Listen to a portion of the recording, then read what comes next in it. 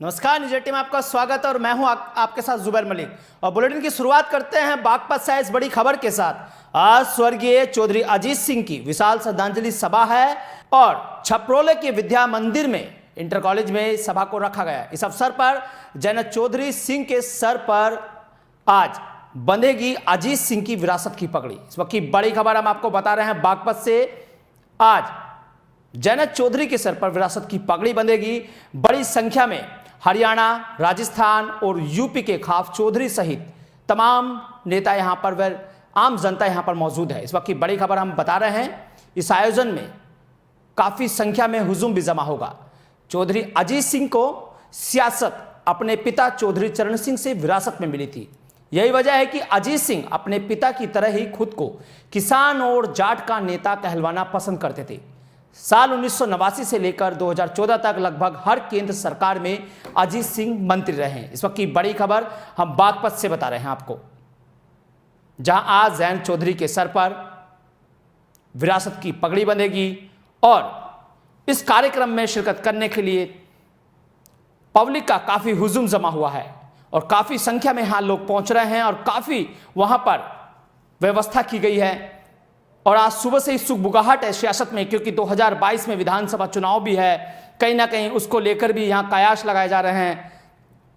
तो आज स्वर्गीय अजीत सिंह की विशाल श्रद्धांजलि सभा का आयोजन है और छपरोली के विद्या मंदिर इंटर कॉलेज में इस सभा को रखा गया है। इस अवसर पर जैनत चौधरी सिंह के सर पर पगड़ी बंधेगी और विरासत में उनको ये सब मिलता है। बड़ी संख्या में हरियाणा, राजस्थान और यूपी के खाप चौधरी भी इस आयोजन में शिरकत करेंगे। इस वक्त की बड़ी खबर हम आपको बता रहे हैं।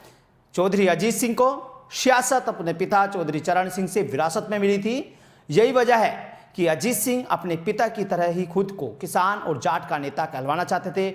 और आज पूर्व प्रधानमंत्री चौधरी चरण सिंह के बेटे अजीत सिंह के स्वर्गवास के बाद उनके बेटे जैनत चौधरी के सर पर विरासत की पगड़ी बंधेगी और इस पगड़ी रस्म कार्यक्रम में शिरकत करने के लिए तमाम नेता, तमाम कार्यकर्ता सहित पार्टी के आम जनता भी यहां पर मौजूद है और काफी हुजूम यहां पर लगा हुआ है। जैसा कि आप देख सकते हैं तस्वीरों में हम आपको दिखा रहे हैं कि काफी व्यवस्था यहां पर की गई है इस पूरी रस्म पगड़ी को लेकर के। वहीं बागपत से हमारे सहयोगी एडिटर इन चीफ जुड़ गए हैं राहुल राणा जी। क्या कुछ जानकारी है इस खबर को लेकर राहुल जी आपके पास?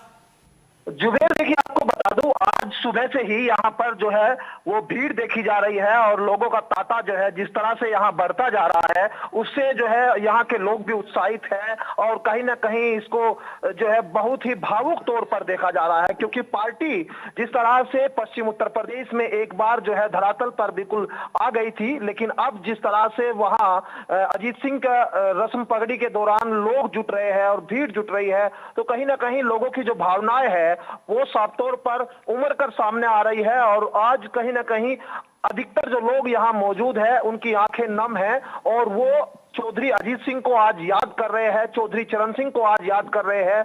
और कुछ ही समय बाद में यहाँ जैन चौधरी भी पहुंचेंगे जो लगातार यहाँ बातचीत करेंगे और जो उनके सर पर आज छपरोली की जनता आज ये रस्म पगड़ी उनके सर पर बांधेगी और कहीं ना कहीं ये विरासत भी चौधरी चरण सिंह की आज उनको जनता के द्वारा मिलने जा रही है। हालांकि चौधरी अजीत सिंह के बाद में उनको राष्ट्रीय अध्यक्ष बनाया गया था आरएलडी का, लेकिन जो सामाजिक तौर पर जो आज उनको जिम्मेदारी मिलने जा रही है वो आज वाकई देखने लायक है, क्योंकि सुबह से ही क्या मैं कहूं आपको, जब से ये कार्यक्रम इनका बना था कि छपरोली में रस्म पगड़ी की तैयारी की जाएगी, उसके बाद से ही लोग जो है वो अपने घरों में लड्डू, खाने पीने की, भंडारे की तमाम व्यवस्थाओं में खुद से ही जुट गए थे।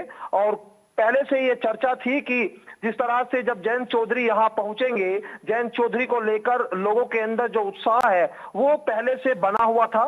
और ये देखने को मिल भी रहा था कि जहां जब जैन चौधरी जब यहाँ पहुंचेंगे तो लोग जो है उन्हें अपनी पलकों पर बैठाएंगे, सराखों पर बैठाएंगे। इस तरह से ये जो कार्यक्रम सजाया गया है कहीं ना कहीं ये राजनीतिक मंच जरूर देखने में लग रहा होगा, लेकिन ये पगड़ी, रस्म पगड़ी एक भावनाओं से जुड़ी रस्म पगड़ी है और यहाँ पर लोग जिस तरह से जुट रहे हैं उनकी भावनाएं प्रकट हो रही है और उनके जो जैन चौधरी को लेकर जो उनके मन में जो भाव है, जो प्रेम है, जो उनको लेकर उम्मीद है, वो भी साफ तौर पर इन लोगों की आंखों में देखी जा सकती है।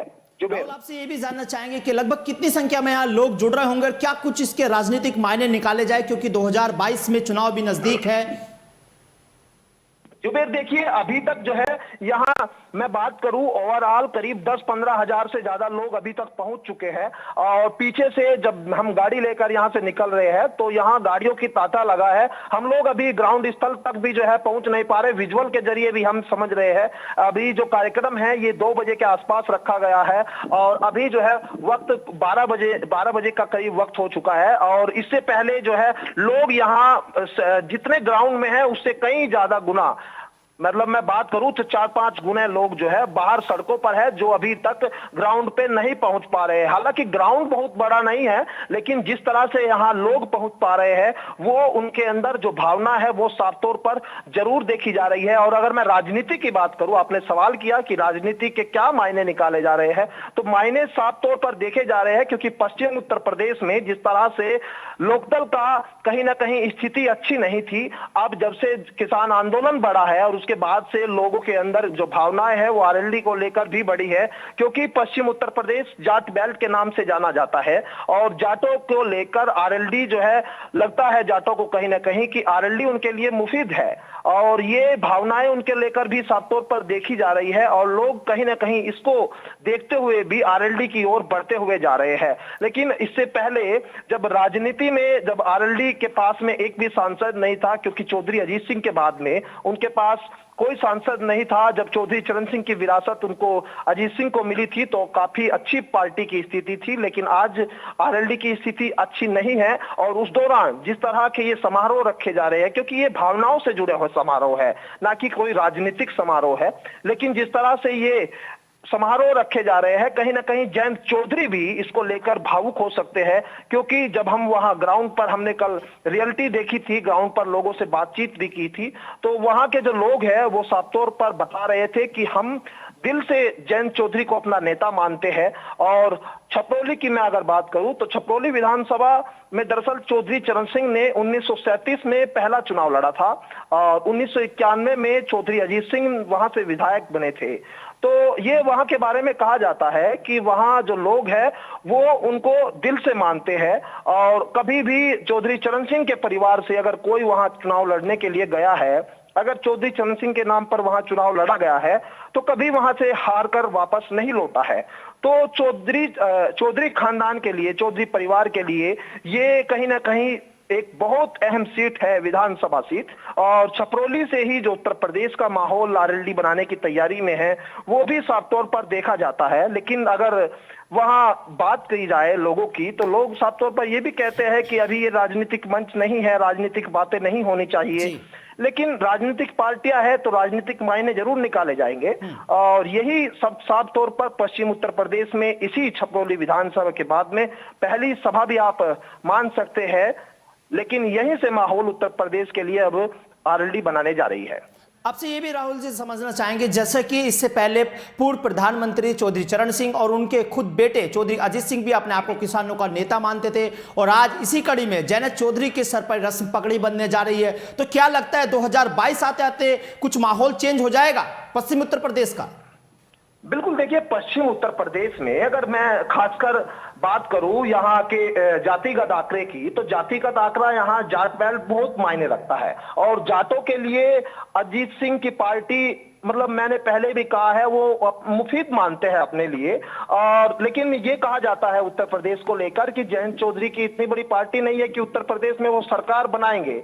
लेकिन गठबंधन को लेकर जब से ये चर्चाएं चली कि पूर्वांचल से समाजवादी पार्टी जो है बढ़त बनाए और अगर पश्चिम उत्तर प्रदेश से जयंत चौधरी बढ़त लेकर चलते हैं तो पार्टी को बहुत बड़ा फायदा हो सकता है। लेकिन अभी चुनाव में वक्त है, तो चुनाव में क्या कब हो जाए ये कहा जाना अभी जो है भविष्य काल में रहता है। लेकिन आज की अगर स्थिति देखें तो आज की स्थिति में आरएलडी कहीं ना कहीं उभरती जरूर दिखाई दे रही है। चुनाव जीतना हारना एक अलग चीज है, लेकिन स्थितियां जो है कहीं ना कहीं आरएलडी के अनुकूल होती जरूर दिख रही है। जुबेर, क्या आपको लगता है राहुल, इस बार जैसे कि किसान काफी समय से धरने पर बैठे हैं और आंदोलन कर रहे हैं, इस बार किसान आरएलडी के लिए एक अच्छी खबर ला सकते हैं 2022 में? बिल्कुल, देखिए जुबेर, मैंने आपको जैसे पहले ही बताया है कि वहां जो है आरएलडी को लेकर आज की स्थिति अनुकूल जरूर दिखाई दे रही है, लेकिन आने वाला भविष्य क्या होगा इसको अभी नहीं कहा जा सकता, क्योंकि उत्तर प्रदेश सरकार जो बीजेपी जो उत्तर प्रदेश में सरकार है, तो वो भी जो है लगातार अपने जो कार्यकर्ता है, अपने नेता है, अपनी पार्टी के प्रोग्राम कर रही है, वो भी जो है अपने लोगों को अपने पक्ष में करने की पूरी कोशिश कर रही है। और अगर बात करें जो 2022 की, तो 2022 में आरएलडी के लिए बहुत बड़ी चुनौती है, क्योंकि खाली जाट या समाजवादी अगर मुस्लिम लेकर आती है तो उससे काम नहीं चलता है, लेकिन कुछ और लोग भी, कुछ जातिगत आंकड़े जो है कुछ और भी उनको जुटाने पड़ेंगे। अगर वाकई आरएलडी इन सबको जुटाने के लिए कामयाब हुई, अगर अपने साथ में जाट के साथ में दूसरी जाति के लोगों को भी अपने साथ लेकर आती है, तो वाकई 2022 में उनके लिए अच्छा हो सकता है। चलिए, बहुत बहुत शुक्रिया राहुल, इस खबर पर जानकारी देने के लिए। आगे भी आपसे संपर्क करते रहेंगे, क्योंकि आज स्वर्गीय अजीत सिंह की विशाल श्रद्धांजलि सभा का आयोजन है और ये पूरा आयोजन बागपत के छपरोली के विद्या मंदिर इंटर कॉलेज के मैदान में रखा गया है। इस अवसर पर जयंत चौधरी सिंह के सर पर पगड़ी बंधेगी, जो विरासत की पगड़ी बंधेगी आज जयंत चौधरी के सर पर।